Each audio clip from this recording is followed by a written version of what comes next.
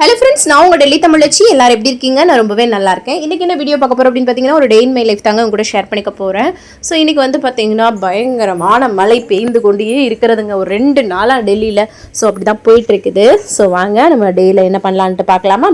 First வந்து பார்த்தீங்கன்னா சீரகம், வெந்தயம், மல்லி எல்லாம் நைட்டே ஊற வச்சாச்சு. அதை கொதிக்க வச்சு குடிக்கிறதுக்கு நல்லா வந்து கொதிக்க வச்சு குடிச்சாச்சு சரிங்களா, ஃபில்டர் பண்ணிவிட்டு. ஸோ இது வந்து ரொம்ப ரொம்ப நல்லது உங்களோட டைஜஷனுக்கு எல்லாத்துக்குமே. ஒரு வேலையை ஸ்டார்ட் பண்ணிட்டேங்க.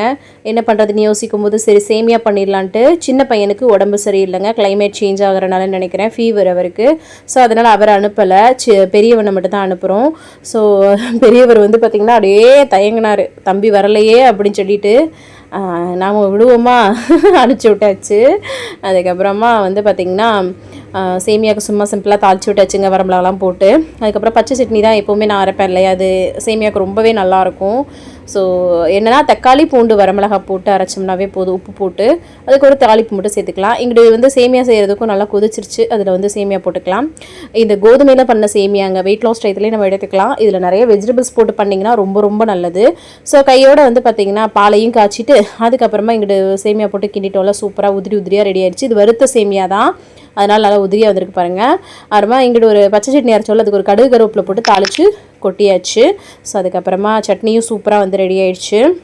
அதுக்கப்புறமா சரி அவனுக்கு வந்து பாலும் ஆற்றி கொடுத்துடலான்ட்டு ஆற்றி கொடுத்துட்டு சேமியாவும் சட்னியும் வச்சு வந்து பார்த்திங்கன்னா லஞ்ச் பாக்ஸ்க்கு பேக் பண்ணியாச்சு. அப்புறம் ஹஸ்பண்ட் எப்பவும் போல் பிள்ளைங்களை வந்து ரெடி பண்ணிட்டாங்க. அப்புறம் வந்து மழை லைட்டாக விட்ட மாதிரி இருந்துச்சு. அப்புறமா டக்குன்னு கொண்டு போய் விடுறதுக்காக ஹஸ்பண்ட் வந்து போயிட்டாங்க. இன்றைக்கி வந்து அவருக்கு வந்து பிடி பீரியட் இருக்கனால இந்த யூனிஃபார்ம் வந்து அவருக்கு.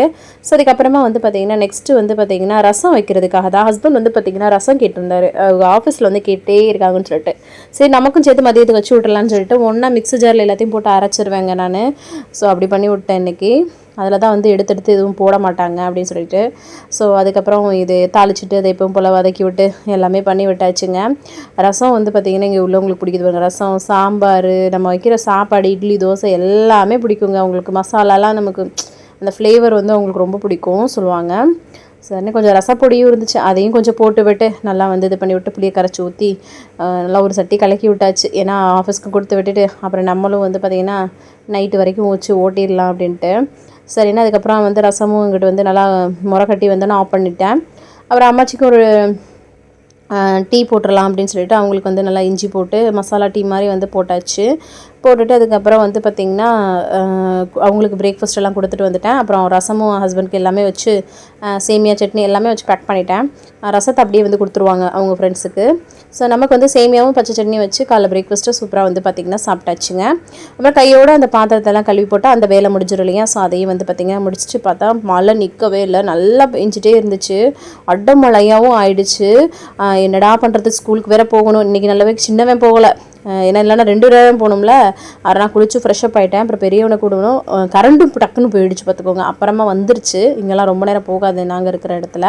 அப்புறமா வந்து பார்த்தா சின்னவர் வந்து நானும் வரேன்னு சொல்லியிருக்கான். டே ஏற்கனவே காய்ச்சல்னு சொல்லி தான் அவனை லீவ் விட்டுருக்கோம், இதில் நீ இப்படி வந்தீங்கன்னா நான் எப்படி நான் போவேன் அப்படின்ட்டு. ஆட்டோ புக் பண்ணால் ஆட்டோ புக் ஆக மாட்டேங்குது, ஸ்கூட்டிலேயே இதில் போக முடியாதுல்ல மலையில் அப்படின்ட்டு ஒரு கொடையை பிடிச்சிட்டு அப்புறம் அப்படியே நடந்து போவோம் ஆட்டோ கிடைக்குன்னு சொல்லிட்டு. அப்புறமா வந்து பார்த்திங்கன்னா ஒரு ஆட்டோ வந்துச்சு, அதில் வந்து பார்த்திங்கன்னா ஏறியாச்சு.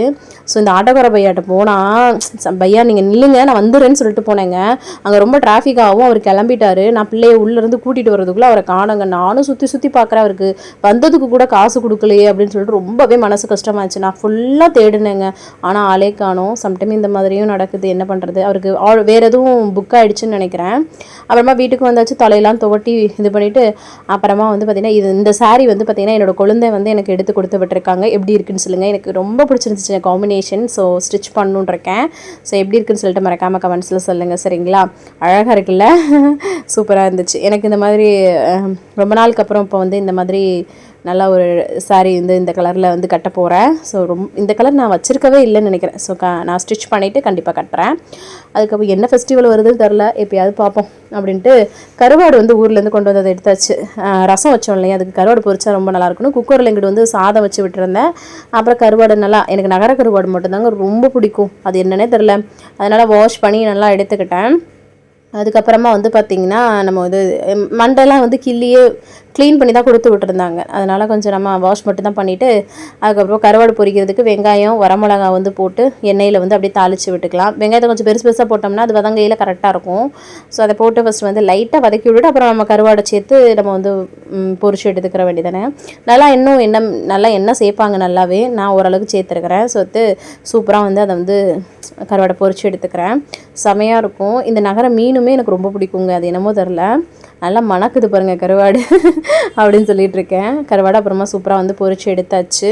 4 வீட்டுக்கு போகும், இல்லை 40 வீட்டுக்கு கூட ஸ்மெல்லு போகும். அதெல்லாம் நம்ம கண்டுக்க கூடாது அப்படின்னு சொல்லிட்டு பண்ணிகிட்டு இருந்தேன். அப்புறமா வந்து பார்த்திங்கன்னா சாதமும் குக்கரில் சூப்பராக ரெடி ஆகிடுச்சு. அப்புறமா இது வந்து நம்ம மாடி தோட்டத்தில் வந்து அம்மாச்சி வந்து பறிச்சுட்டு வந்து கீரை கொடுத்தாங்க இப்போ தான் காலையில். ஸோ அதையும் பொரிச்சிடலாம் பார்த்தா டைம் இல்லைங்க. இன்றைக்கி வந்து மலையில் அந்த தம்பியை கூட்டிகிட்டு வர்றதுக்குள்ளே ஒரு வழியாகிட்டேன். சரின்னு அப்புறம் ரசம், அந்த சாதம் சுட சுட அப்புறம் கருவாடு பொரிச்சதை வச்சு செம்மையாக சாப்பிட்டாச்சுங்க. இந்த கீரை என்ன கீரைன்னெலாம் எனக்கு தெரில. அம்மாச்சி இப்போ நம்ம மாடி தோட்டத்தை தான் ஊண்டுவாங்க.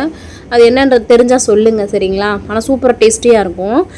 அப்புறம் அதை ஆஞ்சிக்கிட்டே இருந்தேங்க. சரின்னு கொஞ்சம் ஆஞ்சி வச்சுட்டு அதுக்கப்புறமா வந்து பார்த்திங்கன்னா எடுத்து வச்சுட்டு இருந்தேன். கட் பண்ணி வச்சுட்டேன் நான். அப்புறமா இது அம்மாச்சிக்கு டீ காஃபிலாம் போட்டு கொடுத்துட்டு அதுக்கப்புறம் மீன் வந்து அம்மாச்சி குழம்பு பண்ண மீன் நல்ல பெரிய பெரிய துண்டு, அது 2 துண்டு கொடுத்தாங்களா. ஸோ அதையே வந்து பார்த்திங்கன்னா நான் வந்து நைட் டின்னர் ஆக்கி முடிச்சு விட்டேங்க கையோட. அப்புறமா வந்து பார்த்திங்கன்னா அவங்களுக்குலாம் சாப்பாடு கொடுத்துட்டு பாத்திரத்தெல்லாம் கழுவி போட்டு அந்த வேலையை முடிச்சுட்டு இன்றைக்கி டே இப்படி தான் வந்து கம்ப்ளீட் பண்ணுறேன். ஸோ இன்றைக்கி டே பிடிச்சிருக்குன்னு நினைக்கிறேன். உங்களுக்கு யூஸ்ஃபுல்லாகவோ ஏதாவது ஒரு இதில் வந்து இருந்துச்சுன்னா கண்டிப்பாக மறக்காமல் லைக் பண்ணி சப்ஸ்கிரைப் பண்ணி சப்போர்ட் பண்ணுங்கள். நிறைய ஷேர் பண்ணி விடுங்க. எப்போ வெயிட் லாஸ் கேட்குறீங்க, சீக்கிரமாக பண்ணலாங்க. நார்மலாக வந்து சாப்பிட்டுட்ருக்கேன். ஓகேவா இருக்குன்னு நினைக்கிறேன். பார்க்கலாம். ஸோ இவ்வளோ இந்த வீடியோவை பொறுமையாக பார்த்தமைக்கு மிக்க நன்றி. வெயிட் வந்து செக் பண்ண சொல்லியிருந்தீங்க. நாளைக்கு நான் கண்டிப்பாக ஷேர் பண்ணுறேங்க. தேங்க்ஸ் ஃபார் வாட்சிங் ஃப்ரெண்ட்ஸ். பாய். நாளைக்கு பார்க்கலாம்.